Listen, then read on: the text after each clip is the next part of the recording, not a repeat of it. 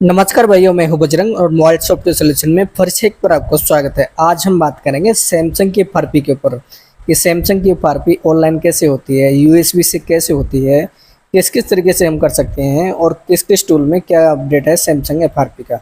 तो देख सकते हैं आपके सामने कुछ पॉइंट मैंने बना कर रख रखे हैं। देख सकते हैं आपके सामने, जैसे उसमें storage zero storage code work करता है, जिसका कॉलकॉम सीपीयू होता है या एक्जिनोस सीपीयू होता है। तो उसमें अगर ओल्ड सिक्योरिटी है तो हम इसमें कोड से कर सकते हैं। अगर थोड़ा अपडेट मोबाइल है तो अगर जैसे सेमअप टूल वाली साइड पे जाके वहाँ पे अगर फ्लैश फाइल दे रखी है डाउनग्रेड वाली, तो उसको डाउनग्रेड करके उसका फ्लैश फाइल से हम डाउनग्रेड करके उसका भी एफआरपी निकाल सकते हैं। काफ़ी मॉडलों का कॉलकॉम सीपीयू का अलग टूल से एफआरपी हो जाता है। अगर आपका बिट बाइनरी अगर आपका सपोर्ट है तो अलग टूल से, यूएमटी से, काफ़ी टूल से आप उसका एफआरपी निकाल सकते हो कॉलकॉम सीपीयू का ईडीएल से। और एक्जिनोस सीपीयू का एफआरपी ओनली चिमेरस होता है, इसके बारे में हम बाद में बात करेंगे। मैं आपको बताता हूँ पहले एमटीके के बारे में। अगर आपका ओल्ड सिक्योरिटी है, एमटीके सीपीयू है, तो आप डाउनलोड मोड से एफआरपी कर सकते हो, यूएमटी टूल से भी कर सकते हो और आपका अनलॉक टूल से भी कर सकते हो। काफ़ी टूलों में अपडेट दे रखा है। और कुछ एमटीके सीपीयू B6 सीपीयू कुछ मॉडल नहीं हुआ है। अगर आपका बिट बाइनरी वहाँ पे अगर सपोर्ट करता है तो आप ईडीएल मोड से भी आप एफआरपी निकाल सकते हैं।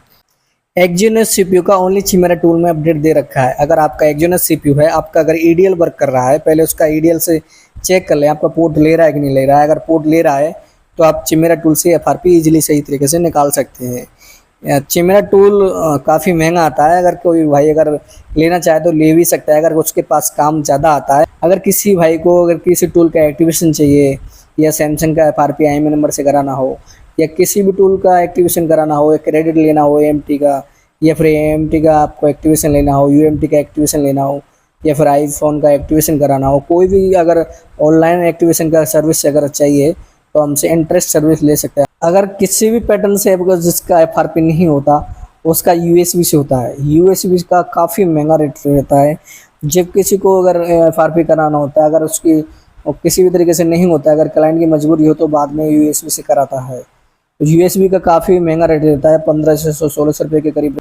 आशा करता हूँ जो भी आपकी सैमसंग के एफआरपी के जो भी आपके डाउट होंगे वो क्लियर हो गए होंगे। आशा करता हूँ मेरी आपको वीडियो अच्छी लगी होगी। अगर मेरी वीडियो आपको अच्छी लगती है तो अपने फ्रेंडों को जरूर शेयर करें, लाइक करें एंड कमेंट करें। जय हिंद भाइयों, थैंक्स फॉर वॉचिंग।